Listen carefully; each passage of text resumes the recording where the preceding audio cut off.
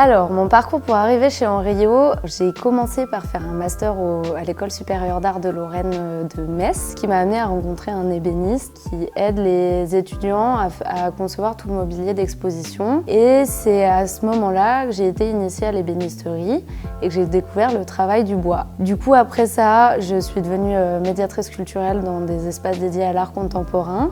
Et suite à une mauvaise expérience professionnelle, je me suis reconvertie en tant qu'ébéniste.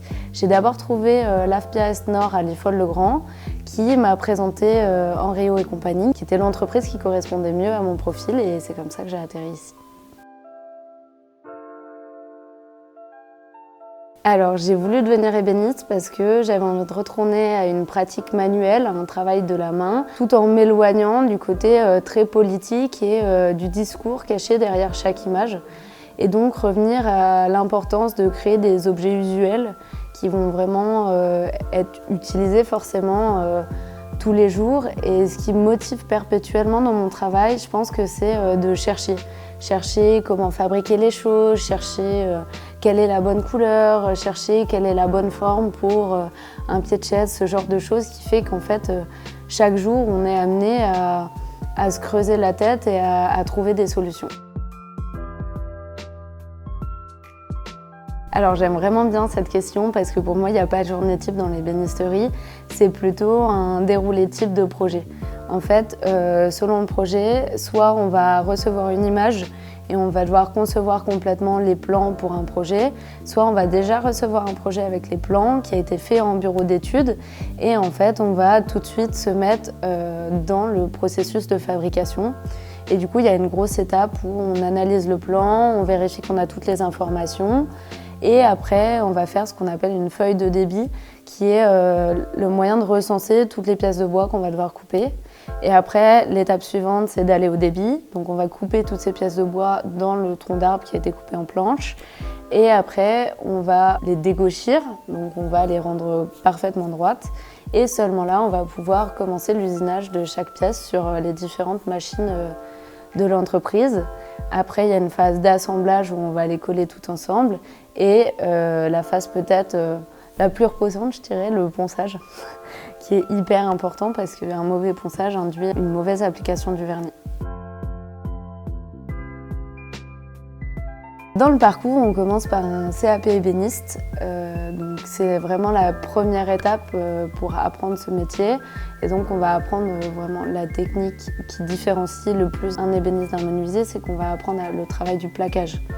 Donc comment sur un panneau plaquer des feuilles de bois pour donner l'illusion que ce panneau est fait en bois massif. Et après, dans le CAP, on va apprendre les bases de chaque machine pour travailler en sécurité et le travail droit, c'est-à-dire tout ce qui est meuble carré. Et là, j'en suis dans ma deuxième étape de mon apprentissage, donc en brevet des métiers d'art, ce qui est un équivalent bac. Et là, on apprend à faire de la courbe, c'est-à-dire un pied Louis XV ou faire une traverse arquée, ce genre de choses, qui là sont beaucoup plus complexes et nécessitent aussi de faire des montages d'usinage sur certaines machines. Alors non. À la base, moi j'avais ce grand rêve de vouloir devenir une artiste plasticienne, parce que du coup, je faisais de la sculpture en parallèle de mon travail de médiatrice culturelle. Et j'avais cette vocation d'une œuvre pas utile, qui est vraiment là pour poser des questions et se demander un peu ce qu'on fait sur cette terre et comment on l'utilise. Et en fait, je me suis rendu compte finalement que c'était pas là forcément le vrai sens de ma vie. Et j'en suis arrivée à découvrir les métiers de l'artisanat. Et ce qui m'a vraiment étonnée, c'est l'exigence des techniques.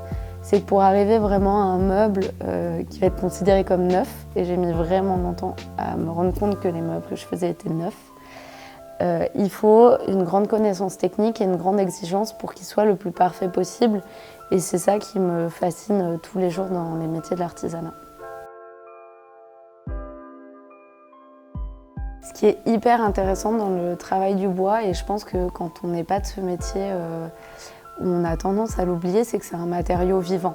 Donc en fait, quand on va travailler le bois, il faut anticiper la déformation qu'il va avoir dans le temps pour que le siège ou le meuble qu'on va fabriquer tienne encore debout dans 20 ans ou 30 ans. Et c'est déjà, en premier, c'est ça qui m'a vraiment fascinée. Et la deuxième chose, c'est que je trouve qu'il offre, dans les manières d'être travaillé ou les manières d'appliquer la finition, une quantité astronomique de possibilités de rendu de matériaux et de textures. Et c'est ces deux choses qui m'ont vraiment poussée à travailler le bois plus que par exemple le métal ou l'argile.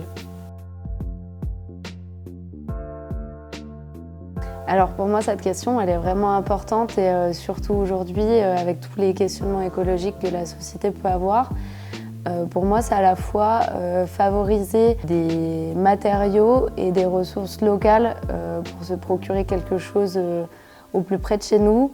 C'est aussi hyper important pour soutenir les savoir-faire français qui font vraiment partie de notre patrimoine et qui tend à se perdre par l'industrie de masse qui pousse à délocaliser et du coup à appauvrir l'artisanat français. Carrément. Alors pour moi, il y a vraiment 3 chantiers qui ont indiqué une progression énorme dans mon travail. Le premier, c'est le chantier de l'abbaye des Vaux de Cernay, qui était un chantier colossal. C'est là où mon maître d'apprentissage m'a confié mon premier fauteuil en solo. Donc ça a vraiment été important pour moi parce que c'était la première fois que je me suis rendu compte que j'étais capable j'avais eu ce petit déclic pour travailler par moi-même. Le deuxième chantier sur lequel j'ai adoré travailler, c'est les chaises ramatuelles, juste parce qu'en fait elles sont trop magnifiques et j'étais trop contente de pouvoir travailler dessus. Et en plus c'est un design suédois, du coup on va vraiment être sur la recherche de la courbe et c'est une grosse exigence au niveau du travail. Et du coup le dernier gros déclic de ma progression en tant qu'ébéniste, ça a été le dernier chantier sur lequel je suis justement en train de travailler. Et je travaille sur des pliants de Jean-Baptiste Claude Séné qui datent de l'époque Louis XVI. Et du coup, on nous a demandé une reproduction de ces tabourets. Et j'ai dû à la fois faire les plans et réaliser complètement ce tabouret avec tous les calibres. Et en voyant le résultat actuel, je me rends compte vraiment de ma progression et de la qualité de mon travail et ça m'a rendue hyper fière.